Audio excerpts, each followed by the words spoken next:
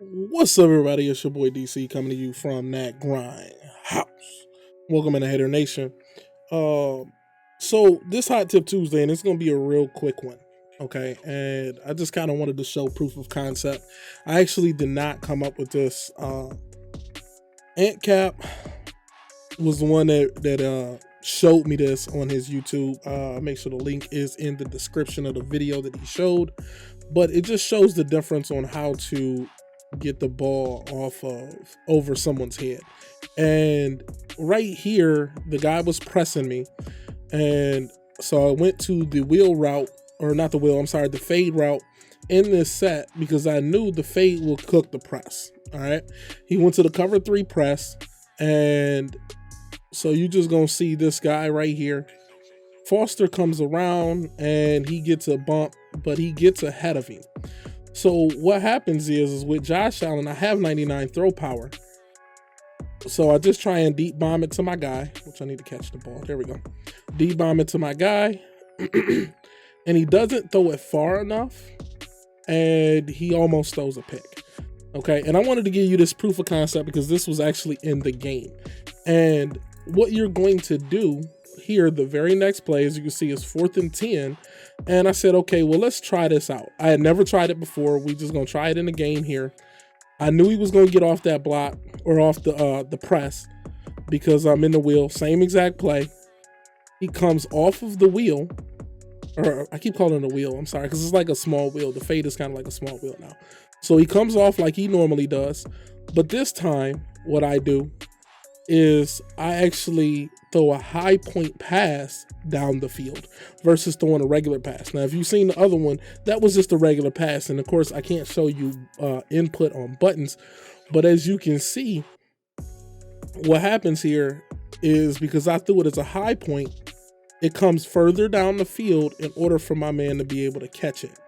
Okay, now he may have dropped it, and Foster is fast, but he's not stupid speed fast.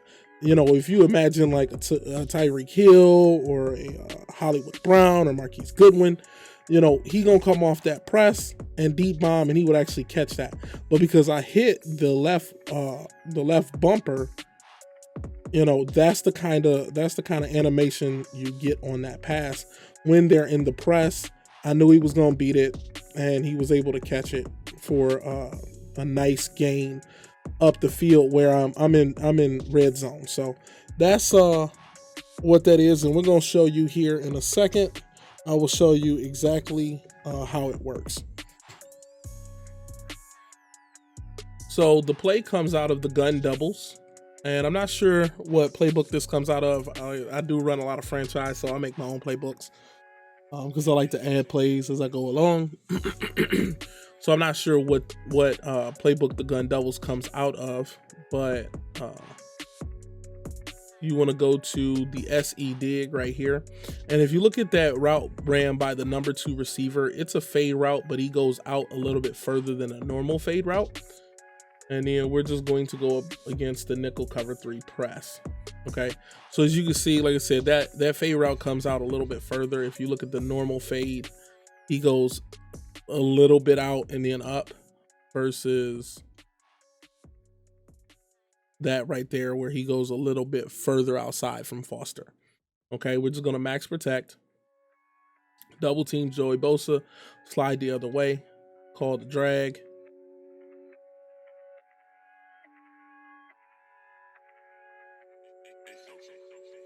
And it was accurate, but I threw it a little bit early. With this one, you have to give it time for your receiver to get up to speed. So if you see here, I threw it a little early. Once he hit the 45, you got to throw it at the 50 so he can gain that speed to actually catch the ball. You can see it's just a little bit out of his range. So here, max protect, double team Joey Bosa, slide the other way, call the drag.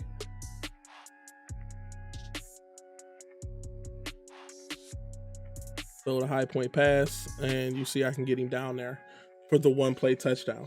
And a lot of times it'll end up being a 1-play touchdown. But if you've seen in the video versus here, he's getting a better push. So where he pushes him, he did the same push, but he pushed and then he held. And I believe that's because it's on competition versus simulation. Simulation is a little bit more realistic. Competition is a little bit more tight, but he pushes off.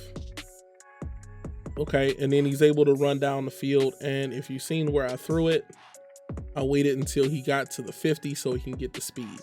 Okay, because if like I said, you seen me throw it at the 45, I threw it at the 45, and he just threw it out of his range. If you wait till he hits the 50, throw it.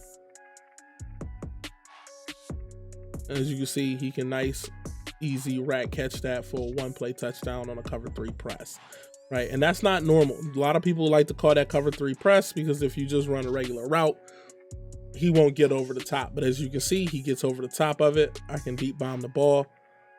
Nice, easy, 1-play touchdown right there. All right. So when you're doing that and you see the press, you don't always want to go to it. And kind of what we're going to roll that into is the mind game. Because, you know, I talk about playing the mind game.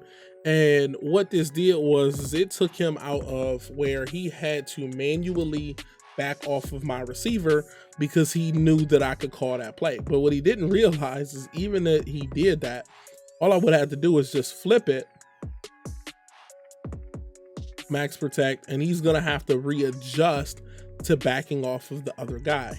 We're still going to double team Joey Bosa, and he pushes him on the inside that time. So we're just going to roll out the pocket. Joey Bosa's silly fast. He makes him fumble. But there, all I have to do is flip the play. And if I'm on, let's say I'm on the other side, and I think it was because I was on the wrong side. But if I'm on the other side, if I flip the play, because he had to back off. And what he did in the game was he seen that, and he knew that I could throw the 1-play bomb on him. So in his adjustment, he just backed off my guy. Well, there's a couple of things that I could do when he backs off. I could flip the play, max protect, go Joey Bosa here, and then I'm forcing his hand to call. I mean, Josh Allen's just great with those passes, but I'm kind of forcing his hand where he's now making adjustments to try and stop me. I could have flipped the play, or because he was in a regular cover 3. Now at that point, and we'll show you because you know I like to roll it into the mind game as well. Once he backed off of him, saw that SC dig, go nickel, and we'll go normal. Is there a normal cover 3? That's a bust. There may not be a normal cover 3. I don't think it's a normal cover 3. We'll just go 4-3. Guy, press. Everything is pressed here. Is everything pressed? I think everything may be pressed. I don't know this playbook very well. Just trying to find everything is pressed in this playbook. That's pretty dope.